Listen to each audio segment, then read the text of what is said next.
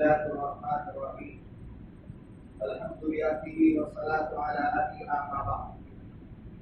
قال الله سبحانه وتعالى حكاية عن عبده يوسف عليه الصلاة والسلام إنه ربي أحسن مثواي إنه لا يفلح الظالمون.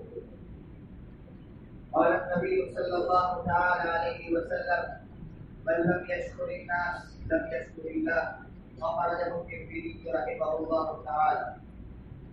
واجب الاحترام معزز علماء کرام اور میرے معزز کی بھائیوں، آج ہم سب کے لیے واقعیت بڑی مسرت اور شادمانی کا موقع ہے کہ آج ہمارے درمیان وقت کی اور خصوصاً عموماً قوم کی بڑی بڑی شخصیات رونق افروز ہے. میں سب سے پہلے اپنے آپ کو سعادت مند سمجھتا ہوں اور پوری برادری کو سعادت مند سمجھتا ہوں، اس لیے کہ جب ہم قوم کا مطالعہ کرتے ہیں بلکہ قوموں کا مشاہدہ کرتے ہیں تب ہمیں احساس ہوتا ہے کہ اللہ تبارک و تعالیٰ نے ہمیں کیسے اکابر عطا فرمائے. میں نے غالباً اس سے پہلے بھی آپ کو سنایا تھا کہ یہاں قریب میں پالگھر میں جب دو قوموں کے درمیان میں ٹکراؤ ہوا، نظریات کا اختلاف ہوا، جب ایک اچھی قوم الگ ہو گئی اور زمین لے کر مسجد کی بنیاد رکھی جا رہی تھی، مقصد کی بنیاد رکھی جا رہی تھی، وہاں بڑے بڑے لوگ شریک تھے. جب دعا کے لیے ہاتھ اٹھایا تو ہچکیاں بن گئی.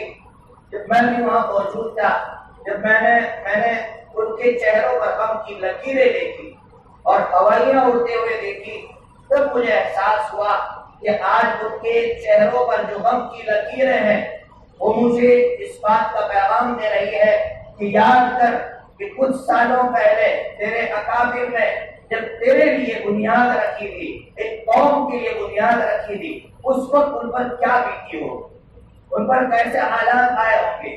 معاشی بائیکاٹ ہوا، ان کا سماجی بائیکاٹ ہوا. آپ سمجھ سکتے ہیں کہ سماجی اور معاشی بائیکاٹ کتنی خطرناک چیز ہے، لیکن میرے اکابر نے ان سب چیزوں کو انگیز کیا، برداشت کیا اور پھر مزید اس پر ان کا احسان یہ رہا کہ اپنی آنے والی نسل کو ایک تاریخ کے ساتھ جوڑ کر گئے. جب ہم مومن نگر میں داخل ہوتے ہیں، ہم دیکھتے ہیں پہلی بلڈنگ کا نام النذیر، کسی بلڈنگ کا نام الحسین، کسی بلڈنگ کا نام الفاروق، کسی بلڈنگ کا نام الصدیق. جب اسٹیٹ پارک جاتے ہیں وہاں دیکھتے ہیں کسی بلڈنگ کا نام زینب، رقیہ، ام کلثوم، العمار، الیاسر. کیا ہے کہ ہمارے اکابر اپنی نسل کو تاریخ کے ساتھ جوڑ کر گئے اور یہ کہہ کر گئے ہیں کہ جو ڈرائیور مرر دیکھے بغیر گاڑی چلاتا اس کا ایکسیڈنٹ ہوتا ہے، جو قوم اپنی تاریخ کو بھلا کر آگے بڑھتی ہے وہ کھائی میں گرتی ہے. اس لیے مولانا مناظر احسن گیلانی رحمۃ اللہ علیہ کا ملفوظ میں آپ کو سناؤں. حضرت مولانا مناظر احسن گیلانی رحمۃ اللہ علیہ فرماتے تھے کہ لوگ کہتے ہیں کہ ترقی کے لیے آگے بڑھو، میں کہتا ہوں کہ ترقی کے لیے اتنے پیچھے چلے جاؤ کہ آج سے 1450 سال پہلے جو صحابہ کرام کا قافلہ روانہ ہوا تھا ان کے ساتھ مل جاؤ، ترقی تمہارے قدموں میں ہے. اس لیے ہمارے اکابر کا احسان ہے کہ انہوں نے اپنی نسل کو ایک تاریخ کے ساتھ جوڑا. بلڈنگوں کا نام کئی متفق نہیں رکھا گیا، جو زبان پر آیا رکھ دیا نا، وہ کہہ کر گئے ہیں کہ تم اپنے بیٹوں کو سمجھانا یا بیٹے اپنے باپ سے پوچھے کہ ابو جان اس بلڈنگ کا نام النذیر کیوں ہے؟ النذیر قوم کے کیا قربانیاں دے کر گئے ہیں. یہ ہے ہماری قوم کے ہمارے اکابر جنہوں نے اپنی قوم کو ایک مستقبل کے ساتھ جوڑا. اس لیے میں اس وقت ان اکابر کے لیے دل کی عطا گہرائیوں سے اہلاً و سہلاً کی ذری سوغات میں ان کے لیے پیش کرتا ہوں اور میں ان کو خوش آمدید کہتا ہوں. پوری مومن قوم کی طرف سے، اہل مومن نگر کی طرف سے میں ان کا بھی شکریہ ادا کر رہا ہوں. حضرت مفتی امین صاحب دامت برکاتہ، حضرت مولانا یونس صاحب دامت برکاتہ، حضرت مولانا عبدالقادر صاحب دامت برکاتہ، حضرت مولانا یاسین صاحب کاکوسی دامت برکاتہ ان کا، اور ان کے سوا اور بھی بڑے بڑے علماء کرام یہاں تشریف فرما ہے. ان سب کا خیر مقدم کرتا ہوں اور میں اس مسجد کی انتظامیہ کا اور مسجد و جماعت کا اور جن افراد نے اس کتاب کی طباعت میں حصہ لیا، میں ضرور کہوں گا کہ ہمت نہیں کی کہ اس کتاب کا اجرا کس طرح کیا جائے، لیکن جن حضرات نے ہمت دلائی، اور کام کو آگے بڑھایا، میں ان کا بھی شکریہ ادا کرتا ہوں۔ اللہ تبارک و تعالیٰ سے ہم دعا کریں کہ اللہ تبارک و تعالیٰ کی جو اکابر ہمارے سامنے ہے، جو موجود ہے، ان کی قدر کی ہمیں توفیق عطا فرمائے۔ ان کی قدر اس میں نہیں ہے کہ ہم ان کے ہاتھوں کو چومیں، ان کے پیروں کو چومیں، ان کی قدر اس میں ہے جہاں ان کے علوم سے فائدہ اٹھائے، ان کے تجربات سے فائدہ اٹھائے، ان کی کڑوی کسیلی سنیں، تب جا کر ان کی قدر ہوگی۔ لیکن اس کے ساتھ ساتھ میں افسوس کے ساتھ ایک بات آپ تک پہنچا رہا ہوں کہ ہمارے اس پروگرام کا حصہ حضرت مولانا عبدالقدوس صاحب دامت برکاتہم جو تھے، ابھی وہ حصہ نہیں بن سکے، حالات کی بنا پر حضرت کے گھر والے بیمار تھے، وہ یہاں نہیں آ سکے۔ ہم حضرت کی طرف سے معذرت کرتے ہیں، حضرت نے کہا تھا میری طرف سے معذرت کر دینا، ہم حضرت کی طرف سے، حالانکہ حضرت کو معذرت کی کوئی ضرورت نہیں تھی، ان کا احسان تھا ہم پر، لیکن پھر بھی حضرت نے معذرت کے لیے کہا تھا۔ میں آپ تک حضرت کا پیغام پہنچا رہا ہوں۔ اللہ تبارک و تعالیٰ ہمیں عمل کی توفیق عطا فرمائے۔ وآخر دعوانا کرام، آج کا ہمارا پروگرام قومی احتساب کے عنوان پر رکھا گیا ہے۔ قومی احتساب کا ایک گوشہ سوانح نظیری تھی، جس میں حضرت مولانا محمد نذیر میاں صاحب رحمۃ اللہ علیہ اور مومن قوم کے حالات تفصیل سے درج ہے۔ سوانح نظیری کی پرانی 2 جلدوں میں کتاب آپ حضرات میں سے بہت لوگوں کے پاس موجود ہوگی اور آپ میں سے بہت کو یہ پڑھا بھی ہوگا، لیکن اس میں نئی ترتیب سے کام کرنے کی ضرورت تھی کہ مضامین کی تکرار کو حذف کرنے، مضامین کو مرتب کرنے، نئے عناوین قائم کرنے، اس کی تعدیلات کو بہتر بنانے اور کتاب کو ابواب میں تقسیم کرنے کی ضرورت محسوس ہو رہی تھی۔ حضرت مولانا الیاس صاحب دامت برکاتہم سے توجہ دلانے اور ان کی تحریک سے میں نے پہلی جلد پر کام کرنا شروع کیا۔ پہلی جلد پر کام کرتے کرتے تقریباً 3-4 سال کا عرصہ بیت گیا۔ پھر میں نے یہ کام اپنے رفیق مکرم، ابھی دوسری جلد کا کام باقی تھا، تو میں نے یہ کام اپنے رفیق محترم مفتی زید صاحب کے کیا۔ مفتی صاحب نے بڑی رفتاری سے دوسری جلد پر کام کر کے مسودہ میرے حوالے کیا۔ اس کے بعد تمام مضامین کی ٹائپنگ کی گئی اور کئی مرتبہ اس کی درست کی گئی۔ اس کے بعد اس کو کتابی شکل دے کر دارالعلوم دیوبند کے شیخ الحدیث وسط المدرسین حضرت مفتی سعید احمد صاحب رحمۃ اللہ علیہ کی خدمت میں دیوبند پیش کیا گیا۔ حضرت مفتی صاحب نے اپنی تمام تر مصروفیات اور اپنی تمام تر بیماریوں کے باوجود اس پوری کتاب پر نظر ثانی فرمائی اور جگہ جگہ مناسب خط کو اضافہ کیا اور اس میں قابل اعتبار حواشی کا اضافہ کیا اور کتاب کے بالکل شروع میں سوانح نظیری کے تعلق سے اور اس کے تعارف پر بہترین اور ایک وسیع مقدمہ رقم خراج فرمایا۔ حضرت کی تمنا تھی کہ یہ کتاب جلد چھپ کر آ جائے، لیکن لاک ڈاؤن کی وجہ سے یہ کام نہ ہو سکا۔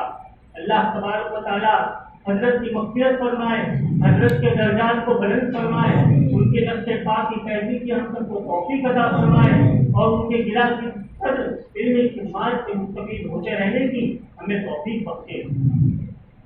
حضرت کی شخصیت بڑی کلندرانہ تھی۔ حضرت کی پوری زندگی ذوق مسلسل سے عبارت تھی۔ میرا دل چاہتا ہے کہ حضرت کی شان میں علامہ اقبال رحمۃ اللہ علیہ کے کچھ اشعار سنائے جائے۔ جہاں پانی کہے دشوار کر کارے جہاں بینی، جہاں پانی کہے دشوار کر کارے جہاں بینی، جگر خوں ہو تو چشم دل میں ہوتی ہے نظر پیدا، جگر خوں ہو تو چشم دل میں ہوتی ہے نظر پیدا۔ ہزاروں سال نرگس اپنی بے نوری پہ روتی ہے، ہزاروں سال نرگس اپنی بے نوری پہ روتی ہے، بڑی مشکل سے ہوتا ہے سمجھنے کی دعوت پیدا۔ محترم سامعین کرام، حضرت کی زندگی اور حضرت کی خدمات پر ایک کتاب حیات سعید کے نام سے چھپ کر منظر عام پر آ چکی ہے، جس کو دارالعلوم دیوبند کے استاد محترم حضرت مفتی امین صاحب دامت برکاتہم نے مرتب فرمایا ہے، جو آج ہمارے درمیان موجود ہے اور بطور مہمان خصوصی کے تشریف فرما ہے۔ اس کتاب کو بھی حاصل کر کے خوب استفادہ کرنا چاہیے۔ محترم سامعین، سوانح نظیری کے مرتب کرنے کا مقصد ہی یہی ہے کہ ہم اپنی تاریخ سے واقف ہوں، اپنے بچوں کو اپنی تاریخ سے واقف کرائیں اور ماضی میں ہم سے جو غلطیاں ہوئی ہے مستقبل میں ان کا احتساب کرنے سے ہم بچیں۔ اس لیے کہ جو قوم اپنی تاریخ سے واقف نہیں رہتی وہ کبھی زندہ قوم بن کر نہیں رہ سکتی۔ تاریخ کو منزل مقصود تک پہنچنے کے لیے دعوت کو پیچھے دیکھنا ضروری ہوتا ہے۔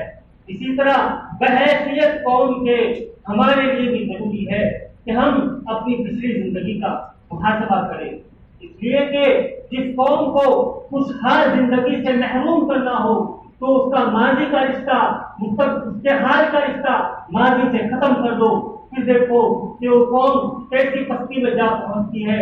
نہ بڑوں کے دل میں ترقی کی تمنا پیدا ہوتی ہے اور نہ جوانوں کے دل میں کوئی حوصلہ باقی رہتا ہے۔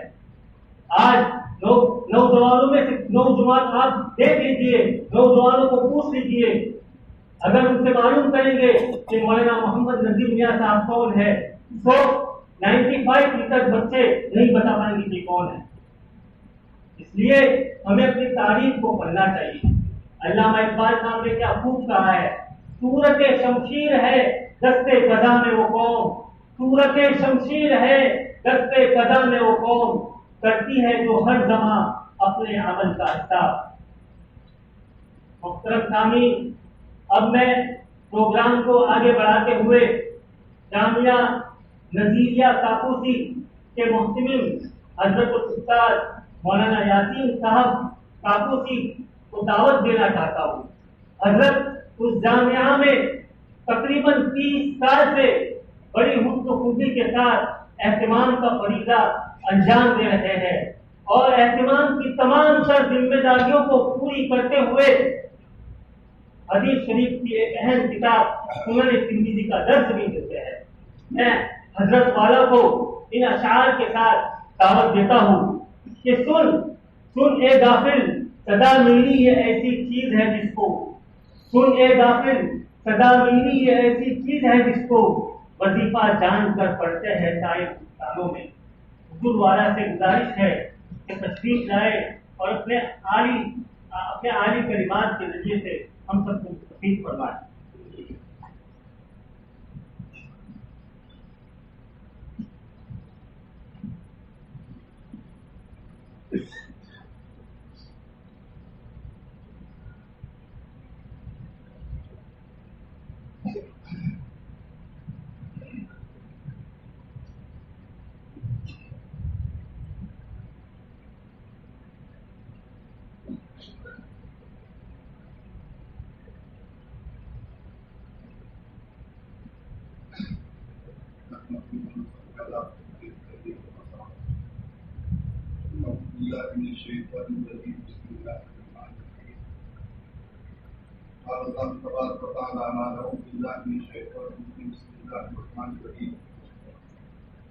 لكل قوم هاد وقال رسول الله صلى الله عليه وسلم من لم يشكر الناس لم يشكر الله۔ معزز علماء کرام اور محترم برادران قوم، ہماری آج کی مجلس اپنی سماج اور قوم کے محاسبے کی۔ یہ قافلہ ہمارا مومن سماج کا کہاں سے چلا، اس کی ابتدا کیسے ہوئی، درمیان میں کن محسنوں نے اس قوم کے اوپر محنت کی اور آج یہ قافلہ کہاں تک پہنچا ہے اور آئندہ کے خطرات کیا ہیں۔ مختلف محترم حضرات اس پر روشنی ڈالیں گے۔ حضرت مولانا محمد نذیر میاں رحمۃ اللہ علیہ کی محنت محتاج تعارف نہیں، اور یہ علماء کرام، مکاتب قرآنیہ، مدارس عربیہ، دینی ذوق اور دینی محنت، یہ سارا سب کچھ حضرت کے نام اعمال ہے۔ حضرت پر کچھ کہنے سے پہلے یہ قوم کا پہلا دستہ کہاں سے چلا، پہلے محسن اعظم کون تھے، اس پر کچھ گزارش کرنا ضروری ہے۔ پیر کبیر الدین رحمۃ اللہ علیہ کے بارے میں شیخ عبدالحق محدث دہلوی رحمۃ اللہ علیہ، جو شاہ ولی اللہ رحمۃ اللہ علیہ سے پہلے گزرے ہیں، انہوں نے اخبار الاخیار کے اندر یہ بات لکھی ہے کہ سید پیر کبیر الدین رحمۃ اللہ علیہ یہ صاحب کرامات اور صاحب تصرف بزرگ، اللہ تبارک تعالیٰ نے ان کو تصرف عطا فرمایا تھا، تصرف کی قوت عطا فرمائی تھی، جس کے ذریعے سے یہ کرامات لوگوں کو بتاتے تھے اور کرامتوں کے ذریعے سے لوگوں کو اسلام میں داخل کیا۔ یہ بہت بڑے محدث دہلوی شیخ عبدالحق محدث دہلوی رحمۃ اللہ علیہ نے اپنی کتاب کے اندر یہ بات لکھی۔ حضرت کا انتقال جو ہوا وہ 896 میں ہوا اور تقریباً 150 سال سے زیادہ عمر پائی، اور قافلے جب چلتے تھے تیرتھ کے لیے، کبھی گنگا جمنا کی تیرتھ کرتے تھے، کبھی کاشی کی تیرتھ کرتے تھے، بڑے بڑے قافلے عورتوں کے ساتھ چلا کرتے تھے، ہندوانہ قافلے اپنی مرکزی جگہوں کی تیرتھ کے لیے۔ تو حضرت کے بارے میں یہ بھی لکھا ہے کہ حضرت کا زیادہ تر حصہ جو ہے یہ سیر و سیاحت کے اندر گزرا، اور احمد آباد، کڑی، ننداسن وغیرہ میں بھی حضرت آئے، اور اس وقت ان قافلے والوں کو کہا کہ تم کہاں جاتے ہو، کہا کہ ہم گنگا جمنا جاتے ہیں، کسی نے کہا کہ ہم کاشی جاتے ہیں۔ تو حضرت نے اپنی کرامت کے ذریعے سے فرمایا کہ اگر میں تم کو کاشی یہاں بتا دوں، گنگا جمنا یہاں بتا دوں، تو کیا میری بات مانو گے؟ قافلے والوں نے کہا ضرور مانیں گے، اتنی سارے سفر کی صعوبت برداشت کرنا۔ تو زمانہ یہ گاڑیوں کا زمانہ نہیں تھا، پیدل زمانہ تھا، یا گاڑی لے کر جاتے تھے۔ تو حضرت نے اپنا تصرف اور اپنی کرامت کے ذریعے سے اسی جگہ پر آنکھیں بند کروائی اور ان کو پہنچا دیا کاشی کے اندر، کاشی کا نظارہ کر دیا۔ کچھ لوگ پہلے گئے ہوئے تھے، انہوں نے کہا کہ بالکل صحیح ہے، گنگا جمنا جنہوں نے دیکھی تھی انہوں نے کہا کہ صحیح ہے، وہ قافلے جو تھے وہ اسلام میں داخل۔ لیکن پیر کبیر الدین رحمۃ اللہ علیہ سے لے کر حضرت پیر مشائخ رحمۃ اللہ علیہ کے درمیان میں تقریباً 7 پشتے۔ اب ان کا نام تو مومن بن گیا، مومنہ کے نام سے یہ پکارے جانے لگے، موسوم ہو گئے، اپنے آپ کو مومنہ کہتے تھے۔ لیکن ان کی تربیت جو ہونی چاہیے وہ تربیت درمیان کی نسلوں نے نہیں، کیونکہ حضرت پیر کبیر الدین رحمۃ اللہ علیہ تو سیر و سیاحت کرتے تھے، تفریح میں جاتے تھے، اور بہت ساری جگہ پر انہوں نے لوگوں کو کلمہ پڑھایا، جیسے ہماری برادری کو پڑھایا، اور بھی علاقوں میں گئے، ملکوں میں گئے، 150 سال سے زیادہ عمر پائی۔ تو تقریباً ہماری سماج کی 7 صدیاں جو ہے، 7 پیڑھیاں جو ہے، یہ ایسی گزر گئی کہ جس میں محنت نہیں ہوئی، تربیت نہیں ہوئی، ہندوانہ سارے رسم و رواج ان کے باقی رہے۔ لیکن یہ قرآن دستور بتا دیا اللہ تعالیٰ کا، لِكُلِّ قَوْمٍ ہاد، ہر قوم کے لیے اللہ تعالیٰ ہادی بھیجتے ہیں، ہدایت دینے والے لوگ بھیجتے ہیں۔ اللہ تعالیٰ نے نظر کرم فرمائی اس برادری پر، اور پیر کبیر الدین رحمۃ اللہ علیہ کے 7ویں پشت میں پیر مشائخ رحمۃ اللہ علیہ پیدا ہوئے، جن کو ہمارے بڑے مشائخ بابا کہتے تھے۔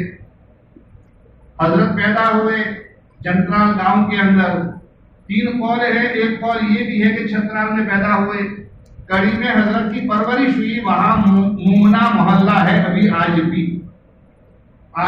کڑی کے اندر مومنہ محلہ ہے، وہاں پر حضرت کی تربیت ہوئی. 9 سال کی عمر تھی حضرت کی اور والد محترم کا انتقال ہو گیا. پورا گھرانہ حالات کا شکار ہو گیا. زمانہ تنگی ترشی کا تھا. تعلیمی سلسلہ کٹ گیا اور 9 سال کی عمر سے لے کر کے 20 سال کی عمر کے دوران میں حضرت مبشرات تھے. اچھے اچھے خواب دیکھے. کبھی حضرت نے دیکھا کہ کسی نے مجھے مٹھائی کھلائی, میٹھی چیز میرے منہ میں رکھی. 2 مہینے تک وہ حضرت کا منہ جو ہے وہ میٹھا رہا اور مٹھائی کھانے کی طرف کبھی رغبت تھی. کبھی حضرت نے خواب دیکھا کہ مجھے اللہ تعالیٰ نے مکہ میں پہنچا دیا, بیت اللہ میرے سامنے ہے, زمزم کے ذریعے سے میں نے غسل کیا اور پانی میں سے زم زم زم زم کی آواز آ رہی ہے اور اس سے غسل بھی کیا اور پانی بھی پیا. پھر 20 سال کی عمر میں نبی کریم صلی اللہ علیہ وسلم خواب میں تشریف لائے. اپنی زبان مبارک کو پیر مشائخ رحمۃ اللہ علیہ کی زبان مبارک سے مس کر دیا اور کئی مہینوں تک اس کے اثرات آپ کے دل و دماغ میں رہے اور آپ کا دل جو ہے معطر ہو گیا, آپ کا دل جو ہے باغ ہو گیا اور ایک اندر میں کیفیت پیدا ہو گئی اور علم کے حصول کا ایک شوق پیدا ہو گیا. 20 سال کی عمر کے بعد حضرت نے احمد آباد کا سفر کیا اور وہاں پر علوم حاصل کیے. یہ حضرت عالمگیر اورنگزیب عالمگیر رحمۃ اللہ علیہ کا زمانہ اور حضرت نے 35 سال کی عمر میں اس برادری کے اوپر محنت کرنا شروع کیا. چونکہ تسلسل کے ساتھ پیر مشائخ رحمۃ اللہ علیہ سے لے کر آپ تک تقریباً 300 سال کا وقفہ تھا. اس وقفے کے دوران میں اس پوری سماج اور عموماً برادری کے اوپر کوئی کام نہیں ہوا تھا تو جاہل پیروں نے اپنے شکنجے کے اندر پوری قوم کو لے لیا تھا اور پوری قوم کو سارے رسومات کرواتے تھے اور اپنے پیٹ کو بھرتے تھے. پھر مشائخ رحمۃ اللہ علیہ نے جب کام شروع کیا تو حضرت کے خاندان کی طرف سے بھی آپ کو بہت کچھ بھگتنا پڑا. پھر مشائخ رحمۃ اللہ علیہ کو بہت کچھ بھگتنا پڑا. یہاں تک کہ حضرت نے ایک مرتبہ سفر کر دیا بیجاپور گولکنڈے کا. اس وقت اورنگزیب عالمگیر رحمۃ اللہ علیہ کا پورا دستہ وہاں پر تھا اور گولکنڈہ پر فتح کرنے کے لیے گئے ہوئے تھے, لیکن فتح نہیں ہو رہی تھی اور مایوسی کی حالت تھی. ان کے بڑے بڑے جنرل اور کرنل حضرت کی خدمت میں آتے تھے اور وقت کے اندر تو حضرت نے ایک مرتبہ پیشین کوئی فرمائی کہ بتا دو اورنگزیب عالمگیر کو کہ فلانی تاریخ میں فلانے سن میں اور فلانے دن میں تمہاری فتح اللہ نے مقدر کر دی ہے. پیشین ہوئی اور اس پیشین گوئی کے مطابق اللہ تعالیٰ نے اورنگزیب عالمگیر رحمۃ اللہ علیہ کو فتح بھی عطا فرمائی. حضرت نے پھر یہاں آنے کے بعد میں اپنے کارنامے میں بہت بڑا کارنامہ حضرت کا جو ہے وہ دیوان مشائخ. عموماً بچے کی زبان کے اوپر مشائخ بابا اور دیوان مشائخ کا جملہ چڑھا ہوا. مشائخ بابا نے کہہ دیا ہے بات ختم, اس لیے کہ قرآن حدیث کا علم اس زمانے میں تھا نہیں. اور پھر مشائخ رحمۃ اللہ علیہ نے بڑی قربانیوں کے ساتھ اس قوم کو اور امت کو سنبھالا تھا تو آپ کی عقیدت دل و دماغ میں بیٹھی ہوئی تھی. دیوان مشائخ حضرت نے ایسی لکھی کہ سارے علوم اس کے اندر حضرت نے ضبط کر دیے اور یہ دیوان مشائخ کے اشعار کے اندر حضرت نے اس کو بیان کیا ہے کہ جیسے امام غزالی رحمۃ اللہ علیہ نے احیاء العلوم کو لکھی اور احیاء العلوم کے اندر تمام علوم کو بھر دیے اور پورے دین کو بھر دیا. میں چاہتا ہوں کہ میری جاہل قوم جو گجری زبان جانتی ہے تو گجری زبان کے اندر ان کے لیے میں پورا دین اشعار کے انداز میں سکھا. اس لیے کہ وہ زمانہ بھجنوں کا زمانہ تھا, وہ زمانہ گانے کا زمانہ تھا, ناچنے کا زمانہ تھا. حضرت کی زبان مادری گجری نہیں تھی, لیکن چونکہ یہ برادری کی زبان گجری تھی تو گجری زبان کو سیکھا اور سیکھ کر کے حضرت نے دیوانی مشائخ لکھی. اور دیوان مشائخ کیسے لکھی؟ 40,000 اشعار لکھے. گجری زبان مادری نہ ہونے کے باوجود اشعار کے اندر کتاب کا لکھ دینا اور تمام ابواب اس میں لکھ دیے. 2358 بیانات لکھے. 2358 بیانات, 40,000 اشعار. اور اس زمانے کے اندر کاغذ موٹے موٹے ہوتے تھے. 14 من کاغذ حضرت نے لکھا اور اپنا موقف واضح کر دیا کہ سنی میری جماعت ہے، حنفی میرا مسلک ہے، اور چشتی یہ میرا یعنی سلسلہ ہے، چشتی میرا سلسلہ ہے. یہ حضرت نے اشعار کے انداز میں لکھا. اور ایک خوبی دیوان مشائخ کے اندر یہ ہے کہ بعد کے لوگ تو ترمیم نہیں کر سکتے تھے، اس لیے کہ حضرت کے زمانے میں دیکھتے تھے کہ کیا کیا مسلک چل رہے ہیں، کیا کیا فرق باطلہ چل رہے ہیں. تو حضرت نے ایک طرف بیانات کا سلسلہ وار نمبر بھی لگائے اور کتابوں کے نمبر الگ لگائے، 2 نمبر لگائے. اگر درمیان میں سے کوئی ایک کتاب کو حذف کرنا چاہے تو نہیں کر سکتا، وہ فوراً پکڑا جائے گا. 2 نمبرات لگائے، سلسلہ وار نمبر الگ لگایا، کتابوں کا نمبر الگ لگایا. اور 7ویں فصل کے اندر پیر مشائخ رحمۃ اللہ علیہ نے خلفائے راشدین کے بیان کو واضح طور پر بیان کر دیا اور یہ کہہ دیا، اشعار کے اندر کہہ دیا کہ اللہ کے نبی کے یاری تھے، اللہ کے نبی کے خلفائے راشدین یاری تھے، ان کے دوست تھے. ان کے بارے میں جو برا گمان رکھے گا ان پر اللہ کی لعنت ہے، فرشتوں کی لعنت ہے اور یہ ملعون ہے. یہ پیر مشائخ رحمۃ اللہ علیہ نے اپنی دیوان مشائخ کے اندر اشعار کے انداز میں کہہ دیا، اس کو کوئی ہلا نہیں سکتا، ہٹا نہیں سکتا، موقع واضح کر دیا.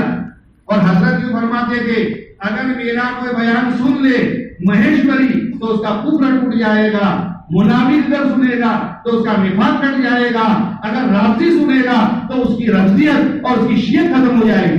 یہ حضرت نے اپنے بیانات کے اندر لکھا ہے اور دیوان مشائخ پڑھ لیا. 7ویں فصل کے اندر اور 7ویں کتاب کے اندر خلفائے راشدین کے اوپر پورا کلام کیا اور پوری محنت پیر مشائخ رحمۃ اللہ علیہ نے عموماً سماج کے لیے اندر محنت کی اور قربانی کی. اور کافی لائف پر لوگ آئے، لیکن تقدیر غالب آ جاتی ہے، تقدیر غالب آ جاتی ہے. اور حضرت کے انتقال کے بعد ان کے اخلاق جو تھے، ان کے اولاد میں ایسے لوگ پیدا نہیں ہوئے کہ جو ایک مومن سماج کو سنبھال سکے. پھر دلدل کے اندر پھنسنے لگی اور پھر رسومات کی شکار ہو گئی اور پھر سارے تعزیے کو بنانا، ماتم کا کرنا اور سود میں مبتلا ہو گئی اور یہ پھر دوبارہ دلدل کے اندر یہ قوم پھنسنے لگی. پھر اللہ تبارک و تعالیٰ نے پھر مشائخ رحمۃ اللہ علیہ کی 7ویں پیڑھی میں شیعت آئی ہے. پیر مشائخ رحمۃ اللہ علیہ کی 7ویں پیڑھی میں پھر آئی ہے. احمد حسین کے زمانے میں انہوں نے شیعت کو قبول کر لیا اور پھر پروان چڑھائی شیعت کو مہر حسین نے. اور میرے دوست اس زمانے میں ہماری برادری کے اوپر بہت ظلم و زیادتی ہوئی. سب سے زیادہ ظلم و زیادتی اگر کسی گاؤں پر ہوئی ہے تو گٹھامن پر ہوئی. گٹھامن کے 4 آدمی بڑے بوڑھے آئے تھے میتا کے عروس کے اندر. ان لوگوں نے خفیہ مشورہ کیا کہ ان 4 کو نمٹا دینا ہے. گھوڑے پر سوار ہو کر آئے تھے بوڑھے گٹھامن کے لوگ. کسی نے بتا دیا، خفیہ سازش جو تھی وہ فاش ہو گئی. ان 4 لوگوں نے اپنے گھوڑے کو دوڑا دیا، پیچھے والے بھی دوڑے لیکن ان کے ہاتھ میں نہیں آئے. اس وقت مہر حسین کی خلافت، مہر حسین کی بیعت کی قلادت کو اپنے گردنوں میں سے اتار پھینکا اور واضح کر دیا کہ ہم تمہارے ساتھ نہیں رہیں گے اور سنیت کو ظاہر کر دیا اور یہ سنیت کے داعی بنے. اس میں حضرت مولانا محمد عمر صاحب پالنپوری رحمۃ اللہ علیہ کے دادا حاجی نصیر الدین کھروڑیا بھی تھے اور میتا کے حاجی نصیر الدین چودھری بھی تھے. یہ مولانا نذیر احمد صاحب رحمۃ اللہ علیہ کے خاص لوگوں میں سے تھے. کچھ ربیانہ کے لوگ تھے، کچھ ودانی کے لوگ تھے. اور ایسے موقع پر بہت زیادہ ظلم و زیادتی اس برادری پر ہوئی. لیکن اسی دور میں اللہ تبارک و تعالیٰ نے مصلح قوم عظیم حضرت مولانا محمد نذیر صاحب رحمۃ اللہ علیہ کو اللہ نے پروان چڑھایا اور آپ کی محنت کے ساتھ میں بھی. اور ایک بات یہ ہوئی کہ ہمارے بوڑھے جو 100 سال پہلے ممبئی میں آنے والے بھی سب سے پہلے گٹھامن والے تھے. اس زمانے میں گھوڑا گاڑیاں نہیں تھی، بیل گاڑیاں تھی. اس وقت ہمارے بعض بزرگوں سے ہمارے بوڑھوں کے تعلقات ہو گئے. میتا کے بوڑھے بھی تھے، گٹھامن کے بوڑھے بھی تھے اور بھی بوڑھے تھے. شاہ وسیع اللہ رحمۃ اللہ علیہ اور قاری طیب صاحب رحمۃ اللہ علیہ اور جو حضرات آتے تھے. چونکہ ممبئی جو ہے مرکزی شہر ہے، یہاں سے باہر لوگ جاتے تھے تو بہت سارے ہمارے بوڑھوں کے تعلقات ہمارے اکابر دیوبند سے ہو گئے. ان کے عقیدے صحیح ہو گئے. موڈانا کے حاجی علی محمد بھی اس میں تھے. اور یہ بات میں درمیان میں بتا دوں، اس زمانے کے اندر رسول پور گاؤں کے اندر ایک چھوٹا سا فنکشن ہوا تھا ہمارا. اس میں علی احمد جیپی نے قرآن شریف کی آیت کو پڑھ لی تھی، لہٰذا اس کے اوپر اس زمانے کے پیر نے 50 روپے کا جرمانہ ڈالا تھا کہ عموماً قرآن شریف کو پڑھے. قرآن شریف تو ہمارے سادات کا حق ہے، سادات پڑھیں گے، تم کو قرآن شریف پڑھنے کا کیا حق ہے؟ 50 روپے کا جرمانہ اس پڑھنے والے پر ڈالا تھا. لیکن انہوں نے مقابلہ بھی کیا، حکمت سے کام کیا، مولانا محمد نذیر صاحب سے رہبری کرتے رہے. چنانچہ مولانا پیر مشائخ رحمۃ اللہ علیہ کے بعد یہ سلسلہ سارا چلا. کئی جگہ پر ہمارے لوگ شہید بھی ہوئے. میتا میں ایک بڑے میاں کو شہید کیا گیا، ودانی میں شہید کیا گیا، کاکوزی میں شہید کیا گیا. یہ ہمارے گھوڑے جانتے ہیں، ہمارے جوانوں کو کچھ پتا نہیں ہے. اور عورتوں کو کنویں میں لٹکایا گیا. علی گڑھ کے اندر پیر صاحب آئے ہوئے تھے اور 40واں یا 10ویں کی دعوت دی. اور 10ویں کی دعوت جو ہوتی تھی کہ مرنے والے کے مال میں سے ہوتی تھی، وہ تو وراثت کا حق ہے، کھانا حرام ہے. اس زمانے میں محترمہ کنور بائی کر کے تھی. تاریخ کی کتابوں میں آج بھی وہ نام ان کا لکھا ہوا ہے. تاریخ کی کتابوں میں کنور بائی کا نام لکھا ہوا ہے. اس نے کھانے سے انکار کر دیا. پورے گاؤں نے مل کر کے پیر کے اشارے پر ان کو رستے سے باندھا اور رستے سے باندھ کر کے ان کو کنویں میں لٹکایا. یہ اللہ کی بندی مولانا نذیر احمد صاحب رحمۃ اللہ علیہ کے گھر میں ان کا آنا جانا تھا. ان کی مستورات سے ان کے تعلقات تھے. سارے گاؤں نے ہتھیار ڈال دیا، لیکن اس نے کہا کہ یہ حرام کھانا ہے، میں ایک لقمہ بھی نہیں دے سکتی. چنانچہ سارا گاؤں مجبور ہو گیا اور اس کو چھوڑ دیا. یعنی ہمارے بوڑھوں نے تو صحابہ کرام کی یاد تازہ کر دی ہے میرے دوستو. شہادت کو قبول کیا ہے، کنویں میں لٹکایا گیا، ان کو ناکمال کیا گیا، جنا وطن کیا گیا، یہ سارا سب کچھ کیا. اور دوسری طرف مولانا نذیر احمد صاحب رحمۃ اللہ علیہ کے اوپر بھی نواب چونکہ مہدوی خیال کا تھا تو اس وجہ سے حضرت کو جنا وطن کرنے کا آرڈر بھی کر دیا. لیکن اس کا جو نائب تھا طالب محمد، اس نے کہا کہ یہ مولوی جو ہے قوم پوری ان کے ہاتھ میں ہے، تمہاری نوابیت ختم ہو جائے گی، لہذا اپنے جنا وطن کا آرڈر تم واپس کر دو. چنانچہ اس نے صرف ایک بات باقی رکھی کہ بیشتی زیور کے اوپر بینڈ رہے گا اور باقی تمہارا جنا وطن کرنا ختم. اسی زمانے میں مولانا نذیر احمد صاحب رحمۃ اللہ علیہ نے مونا میں جگہ رکھی تھی، کیونکہ مونا کا علاقہ جو تھا کہ ان کی نوابیت کے علاقے سے باہر تھا، نوابیت کے ہولڈ کے اندر نہیں آتا تھا. اسی زمانے میں وہ جگہ رکھی تھی. تو مولانا نذیر احمد صاحب رحمۃ اللہ علیہ کے اشارے پر یہاں کے ہمارے بمبئی کے وہ بوڑھے جو ہمارے اکابرین سے تعلق قائم کر چکے تھے، وہ اپنے وطن میں آئے، حضرت مولانا سے تعلق قائم کیا. اور ایک دور یہ بھی آیا وہاں حسین کے زمانے میں کہ دیوانے مشائخ کو جہاں جہاں ملے وہاں پر لاؤ تاکہ ان دیوانے مشائخ کو نابود کر دیا جائے اور مٹا دیا جائے تاکہ یہ ان کے پاس پروف نہ رہے. لیکن مولانا نذیر احمد صاحب رحمۃ اللہ علیہ کی زبان بھی گجری زبان نہیں تھی حضرت کی، لیکن اس گجری زبان کا پورا مطالعہ کیا، سیکھا اور کہا کہ یہ تو بہت بڑا ترجمان ہے تمہارے پاس، بہت بڑا پروف ہے. پیر مشائخ رحمۃ اللہ علیہ کی کتابوں کو محفوظ کرو، ایک ورق بھی اس کا ضائع نہیں ہونا چاہیے.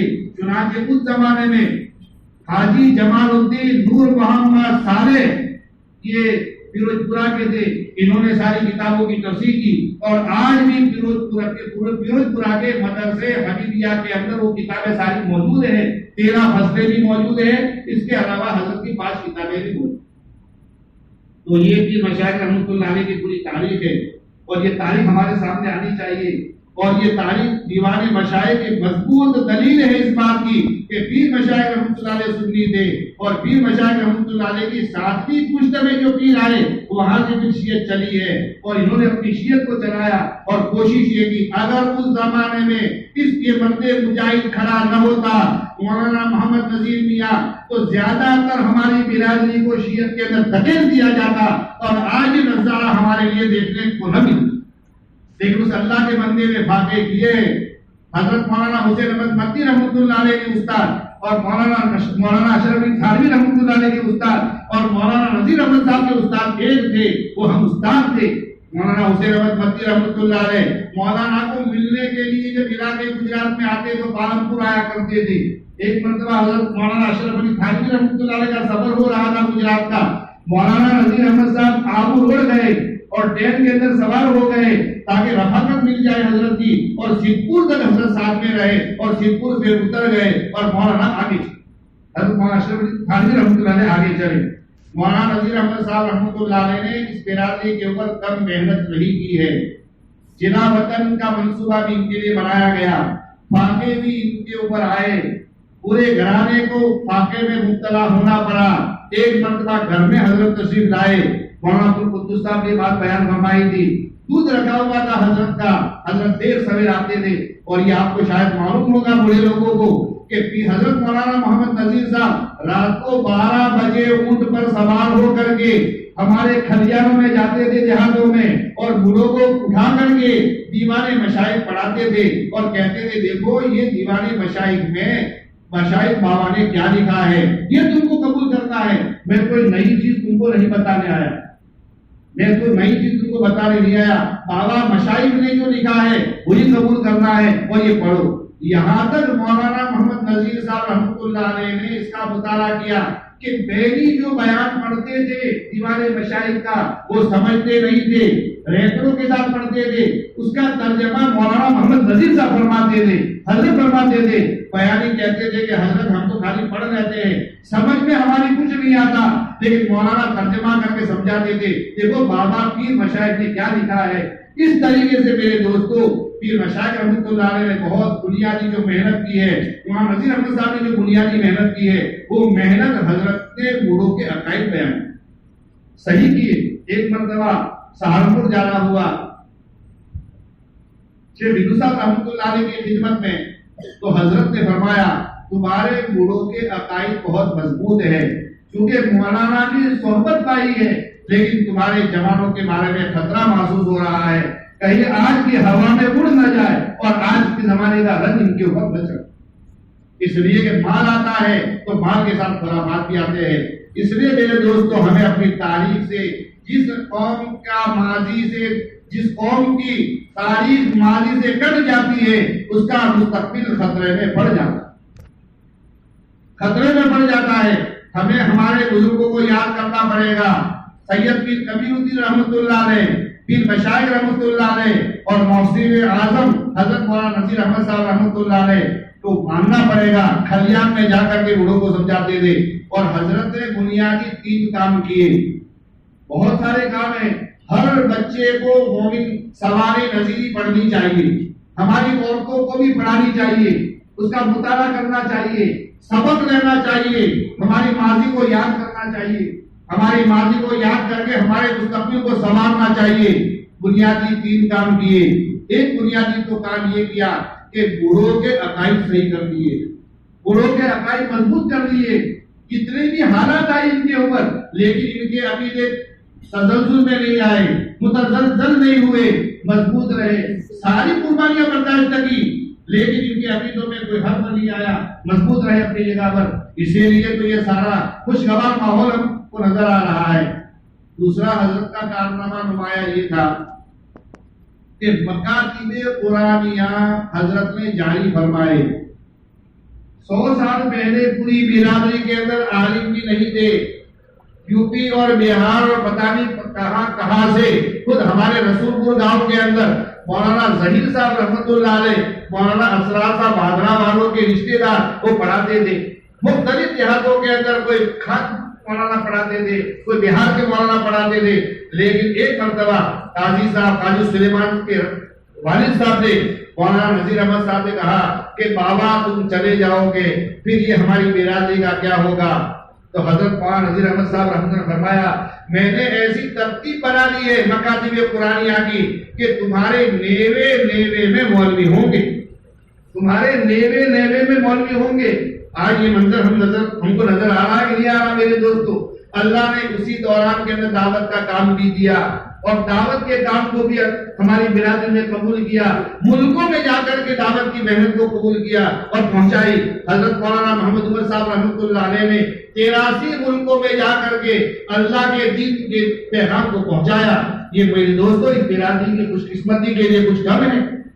और दारुल देवबंद की मसरत हदीस पर और मसरत सदारत के ऊपर एक मोमन बच्चे को अल्लाह ने बिठा दिया, ये हमारी शहादत के लिए कुछ कम है। ہمیں میرے دوستوں ہماری اپنی قدر کرنی چاہیے۔ تو دوسرا کام حضرت نے یہ فرمایا، مکاتب قرآنیہ جاری کیے۔ دین کا کوئی کام کر دینا اتنا کافی نہیں ہوتا، صحیح ڈھنگ سے کرنا یہ ضروری ہوتا ہے، صحیح ڈھنگ سے کرنا۔ حضرت نے ہر جگہ مکاتب قرآنیہ قائم کیے، مولوی لا کر لیے، اور صحیح ڈھنگ یہ کیا کہ گاؤں والوں کو خرچے کے لیے مکلف بنائے کہ آپ 2-2 روپئے جمع کرو۔ مولانا عبد الرحمان صاحب کاکوسی والے کہتے ہیں، پہلے کہا کرتے تھے کہ گٹھامن گاؤں کے جن بوڑھوں نے 2-2 روپئے جمع کر کے مکتب کا نظام چلایا تھا، مولانا محمد عمر صاحب کی پوری محنت کا صلہ اور اجر ان بوڑھوں کی قبر میں جائے گا۔ 2-2 روپئے جمع کر کے مکاتب چلاتے تھے، ان بوڑھوں نے انتظام بھی کیا، ان بوڑھوں نے مولانا بھی لائے، تنخواہیں بھی دی، کھانا بھی کھلایا، اور ساری کڑوی کثیری سولی مولانا نذیر احمد صاحب نے اس کا صحیح ڈھنگ سے اس کی ترتیب سے مکاتب قائم کر دیے۔ دوسری جگہ سے فنڈ لاؤ اور ہمارے مولانا گاؤں میں پڑھائے، یہ میرے دوستوں صحیح ڈھنگ نہیں ہے۔ ہمارا مال بھی لگے اور ہماری جان بھی لگے۔ راجستھان میں جہاں جن دیہاتوں کے اندر وہاں کے مقامی لوگوں کو اپنے پاؤں پر کھڑا کیا گیا، وہ مکاتب جانتا رہے، اور جہاں باہر سے فنڈ آتا ہے اور مکاتب چلائے جاتے ہیں وہاں تعلیم قانون میں آج تک نہیں آئی۔ یہ تجربے کی ذات مولانا نذیر صاحب نے، حضرت نے یہ تجربے کی طریقے سے یہ مکتب قائم کر دیے۔ تیسرا کام حضرت نے بہت بڑا یہ کیا، ہمیں اس کی طرف نظر کرنی چاہیے، ہمارے دوستوں کو سمجھانا چاہیے۔ حضرت نے پوری برادری کو رسومات سے نکالا، حضرت نے پوری برادری کو سود سے نکالا، اور رسومات سے اتنا نکالا، اگر بچی کی شادی ہے اور گاؤں میں بھیجنی ہے، باہر سے بارات نہیں آئی، تو بچی کا چچا اور بچی کا ماموں اپنے گھر کھانا کھاتا تھا اور بھی شادی کے اندر شریک ہوتا تھا۔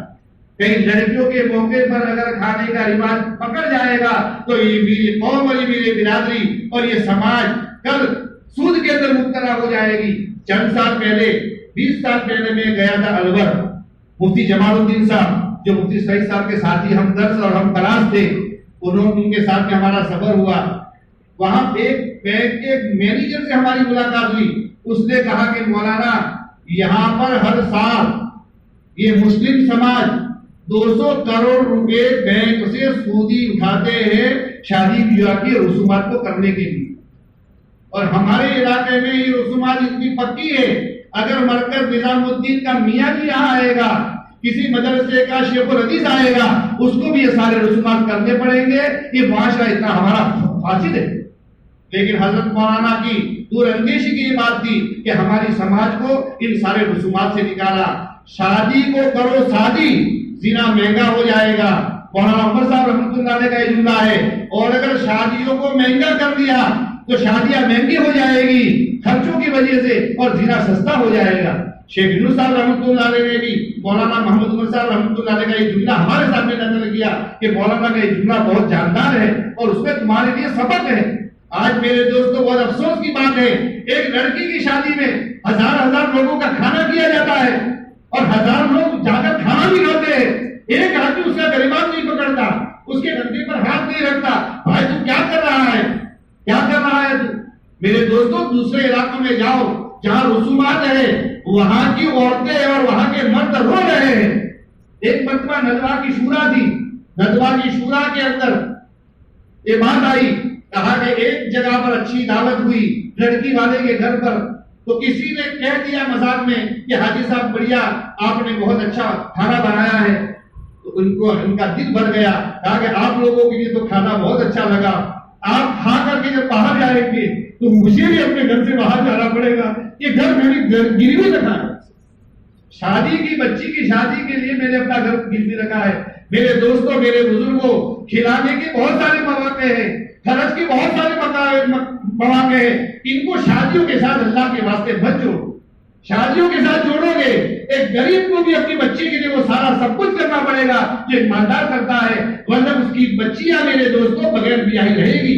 دیکھ لو حیدرآباد کے اندر مولانا عبد الرحمان صاحب کئی سال پہلے گئے، فرمایا کہ 40,000 لڑکیاں دوشیدہ، ان کی دوشیدگی ختم ہو گئی، 35-40 سال کی ہو گئی، ان لڑکیوں کے لیے جہیز کا سامان نہ ہونے کی وجہ سے ان کی شادیاں نہیں۔ تو حضرت مولانا حضرت مولانا محمد نذیر صاحب رحمۃ اللہ علیہ نے یہ بہت گر کی بات فرمائی اور یہ بہت گر دیا ہم کو کہ سارے رسومات سے ہماری سماج کو صاف اور پاک کر دیا. اگر کسی گھر میں 10 لڑکیاں ہیں ہمارے لوگوں کے اوپر شکر نہیں پڑتا، اس لیے تو کوئی رسم ہی نہیں ہے ہمارے وہاں.